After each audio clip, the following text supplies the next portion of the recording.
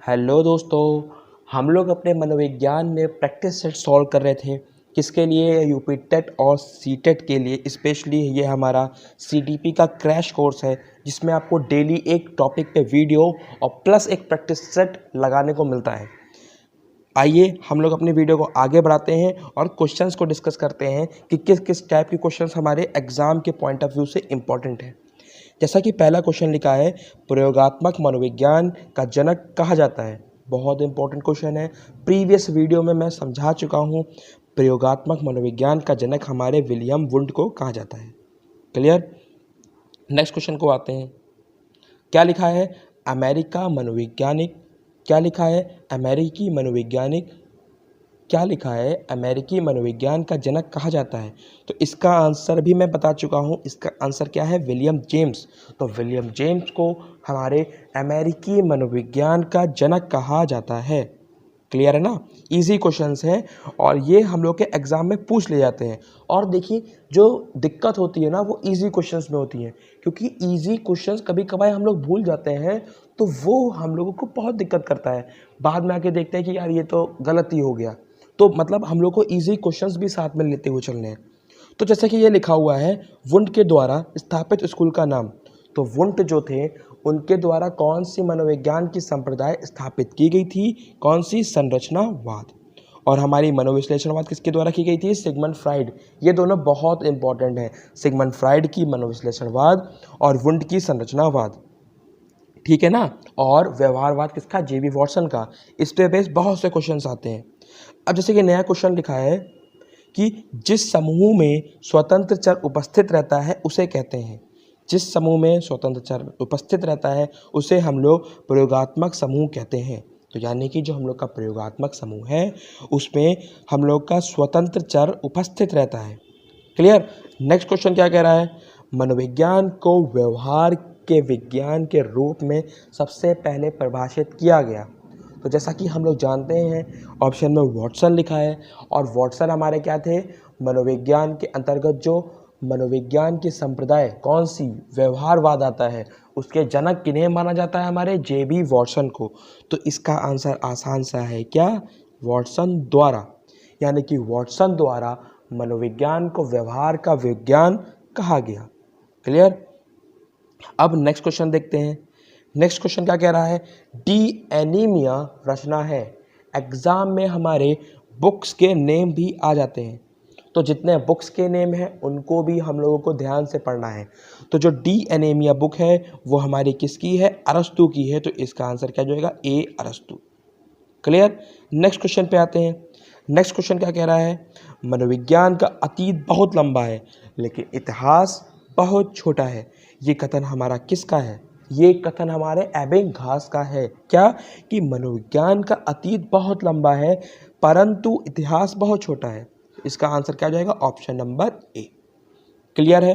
Easy question है, tough question एक भी नहीं है, लेकिन ये क्वेश्चंस एग्जाम में रेगुलर पूछे जाते हैं। अगर आपने प्रीवियस ईयर देखा होगा तो आप लोग समझ सकते हैं कि ये क्वेश्चन रेगुलरली मतलब हर एक एग्जाम में आए हैं। ठीक है ना? हर एक साल ये क्वेश्चंस लगातार पूछे जाते हैं। इनमें से कोई ना कोई क्वेश्चन आता जरूर है। नेक्स्ट क्वेश्चन देखते हैं। नेक्स्ट क्वेश्चन क्या कह रहा है? जर्मनी के लिप्जिंग विश्वविद्यालय जहां प्रथम मनोवैज्ञानिक प्रयोगशाला 1879 में स्थापित की गई, वर्तमान में नाम है। देखिए इस क्वेश्चन में कितने क्वेश्चंस बन रहे हैं कि हमारी प्रथम प्रयोगशाला मनोवैज्ञानिक, मतलब हमारी प्रथम मनोवैज्ञानिक प्रयोगशाला कब खोली गई? तो 1879 में खोली गई। दूसरा क्वेश्चन क्या बन सकता है? हमारी प्रथम मनोवैज्ञानिक प्रयोगशाला कहाँ खोली गई? लिप्जिंग जर्मनी में खोली गई। अब किसके द्वारा खोली गई? विल्हेम वुंड के द्वारा खोली गई। ठीक। अब इसका वर्तमान में क्या नाम है? कार्ल मार्क्स विश्वविद्यालय। जो हमारी प्रथम प्रयोगशाला था उसका अब नाम क्या वर्तमान में है? कार्ल मार्क्स विश्वविद्यालय। क्लियर? देखिए एक क्वेश्चन से कितने क्वेश्चंस निकले हमारे, है कि नहीं? आइए नेक्स्ट क्वेश्चन को देखते हैं। आत्मनिरीक्षण विधि द्वारा किन की क्रियाओं का अध्ययन किया जाता है? कक्षा कक्ष में छात्रों की व्यक्तिगत विभिन्नताओं का, या असाधारण बच्चों की, या उपरोक्त सभी, या स्वयं की? तो अगर हम लोग आत्मनिरीक्षण कर रहे हैं, मतलब खुद का निरीक्षण कर रहे हैं, तो हम लोग स्वयं की क्रियाओं का अध्ययन कर रहे हैं कि नहीं कर रहे हैं। तो इसका आंसर हम लोगों को कुछ रटना नहीं है, कुछ नहीं करना है, हम लोग को क्वेश्चन को पढ़ना है और समझना है और सिंपल से आंसर लगा देना है। क्या? स्वयं की। क्या करते हैं? आत्मनिरीक्षण द्वारा हम लोग स्वयं का अध्ययन करते हैं, स्वयं की क्रियाओं का अध्ययन करते हैं। ठीक है ना। नेक्स्ट क्वेश्चन देखते हैं। नेक्स्ट क्वेश्चन क्या कह रहा है? प्रश्नोत्तर विधि का जनक माना जाता है। तो जो हमारे प्रश्नोत्तर विधि हैं उनका जनक हमारे सुकरात को माना जाता है। तो इसका आंसर क्या हो जाएगा? डी, सुकरात। क्लियर। नेक्स्ट क्वेश्चन पे आते हैं। बाल केंद्रित शिक्षा किनकी देन है? अब भैया ये तो बहुत इंपॉर्टेंट क्वेश्चन है कि बाल केंद्रित शिक्षा किनकी देन है। इसका आंसर क्या है? शिक्षा मनोविज्ञान की। बाल केंद्रित शिक्षा किनकी देन है? किसकी देन है? ये शिक्षा मनोविज्ञान की देन है। इस क्वेश्चन पे जितने स्टार बनाना चाहिए आप उतने स्टार बना लीजिए। ये क्वेश्चन बहुत इंपॉर्टेंट है। ये क्वेश्चन पेपर में आ सकता है, इसी टाइप के ही क्वेश्चन पेपर में आते हैं। आप लोग खुद देखिएगा प्रीवियस ईयर, आप लोगों को खुद समझ में आएगा कि यह क्वेश्चन कितनी बार पूछे गए हैं। ठीक है ना।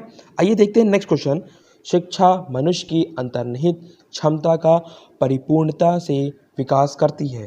क्या कहा? शिक्षा मनुष्य की अंतर्निहित क्षमता का परिपूर्णता से विकास करती है। ये कथन हमारे विवेकानंद का है, स्वामी विवेकानंद जी का है ये कथन कि शिक्षा जो होती है मनुष्य की अंतर्निहित क्षमता का परिपूर्णता से विकास करती है। ये हमारा कथन किसका है? स्वामी विवेकानंद का। ठीक है। नेक्स्ट क्वेश्चन क्या लिखा है? मनोविज्ञान को दर्शन शास्त्र से अलग विज्ञान का दर्जा दिलाया। अब विज्ञान का दर्जा किसने दिलाया? हमारे विलियम जेम्स ने दिलाया। किसने दिलाया? विलियम जेम्स ने दिलाया। क्या कहा उन्होंने? कि जो हमारा मनोविज्ञान है उसको दर्शन शास्त्र से अलग करके उसको विज्ञान का दर्जा किसने दिलाया? हमारे विलियम जेम्स ने दिलाया। अब नेक्स्ट क्वेश्चन देखते हैं। नेक्स्ट क्वेश्चन क्या लिखा है? मैकडूगल ने अपनी पुस्तक आउटलाइन साइकोलॉजी में किस शब्द की कड़ी आलोचना की? किस शब्द की कड़ी आलोचना की थी? चेतना की। जो हमारे मैकडूगल थे उन्होंने अपनी आउटलाइन साइकोलॉजी बुक में जो है एक शब्द था चेतना, उसकी कड़ी आलोचना की थी। क्लियर। और यहाँ पे एक क्वेश्चन और निकलता है कि मैकडूगल की रचना या फिर बुक का नाम क्या है? Outline psychology. देखिए इस क्वेश्चन से आप लोग कितने क्वेश्चन मिले? 2 क्वेश्चन मिले। ठीक। अब नेक्स्ट क्वेश्चन लिखा है। बाल मनोविज्ञान के अनुसार शिक्षा के क्षेत्र में मुख्य स्थान है। अब बालक का है, प्रशासन का है, अध्यापक का है, अभिभावक का है। तो इसका आंसर क्या होगा? बाल मनोविज्ञान के अनुसार शिक्षा के क्षेत्र में मुख्य स्थान है किसका? बालक का। बहुत इंपॉर्टेंट क्वेश्चन है। देखिए क्वेश्चन को चेंज कर दिया गया, बाल केंद्रित को किस में कह दिया गया? बाल मनोविज्ञान के अनुसार शिक्षा का क्षेत्र, शिक्षा का क्षेत्र किसका मुख्य स्थान है? तो वो किसका है? बालक का है। क्लियर है कि नहीं क्लियर? देखिए एक क्वेश्चन को कितने तरीके से एग्जामिनर्स हमारा पूछ सकता है। ठीक लिखा है। मनोविज्ञान का जन्म किसके समय दर्शन शास्त्र के एक अंग के रूप में हुआ? तो ये तो भैया अरस्तु के में हुआ, क्योंकि अरस्तु पहले थे, उन्होंने कहा था मनोविज्ञान हमारा आत्मा का अध्ययन है। ठीक है ना। अब उस टाइम आत्मा का अध्ययन बोला था, यानी कि उस टाइम तक हमारा जो है मनोविज्ञान दर्शन शास्त्र से अलग हो चुका था। क्लियर है? इतने क्वेश्चन समझ में आए। आइए और क्वेश्चंस देखते हैं। क्या लिखा है? सर्वप्रथम मनोविज्ञान को किस विषय के अध्ययनकर्ता के रूप में स्वीकार किया गया? किसके में किया गया था? आत्मा के में। सबसे पहले सर्वप्रथम 16वीं सेंचुरी में क्या कहा जाता था कि जो हम लोग का मनोविज्ञान है वो आत्मा का अध्ययन है। तो इसका आंसर क्या होगा? बी। और मैंने आपको बताया था सर्वप्रथम हम लोगों का क्या था? आत्मा का अध्ययन। क्लियर है? देखिए कितना क्वेश्चंस हमारे प्रीवियस वीडियो से आ रहे हैं। नेक्स्ट क्वेश्चन क्या लिखा है? निम्न में से कौन सा कथन शिक्षा मनोविज्ञान के अर्थ को सबसे सही ढंग से प्रकट करता है? तो लिखा है यह व्यक्ति के मन के अध्ययन का विज्ञान है, यह व्यक्ति के अनुभव का विज्ञान है, इनका संबंध केवल व्यक्ति की सामाजिक प्रक्रियाओं से है, या यह शिक्षा को मनोविज्ञान आधार प्रदान करता है। अब बात कर रहे हैं हम लोग शिक्षा मनोविज्ञान के बारे में, तो इसका आंसर ऑब्वियस सी बात है, शिक्षा मनोविज्ञान को आधार प्रदान करना। मतलब जो हम लोगों का शिक्षा मनोविज्ञान को आधार प्रदान करता है वो क्या करता है? यही हमारा शिक्षा मनोविज्ञान का अर्थ है कि हमारा जो शिक्षा मनोविज्ञान है उसको आधार प्रदान किया जाए। उसको आधार प्रदान किया जाए। तो इसका आंसर क्वेश्चन ही में लिखा हुआ था, क्या है आंसर नंबर डी, क्या शिक्षा मनोविज्ञान से शिक्षा मनोविज्ञान। क्लियर है। तो आइए क्वेश्चन नंबर नेक्स्ट देखते हैं। 19 क्वेश्चन लिखा है, निम्न में से कौन सी समस्या शिक्षा मनोविज्ञान के क्षेत्र में आती है? शिक्षकों की अनुपस्थिति, या विद्यालयों में बच्चों का कम नामांकन, या शिक्षा का गिरता स्तर, या शैक्षणिक पिछड़ापन। तो इसका आंसर हमारा क्या है? Option number D. क्या कहा मैंने?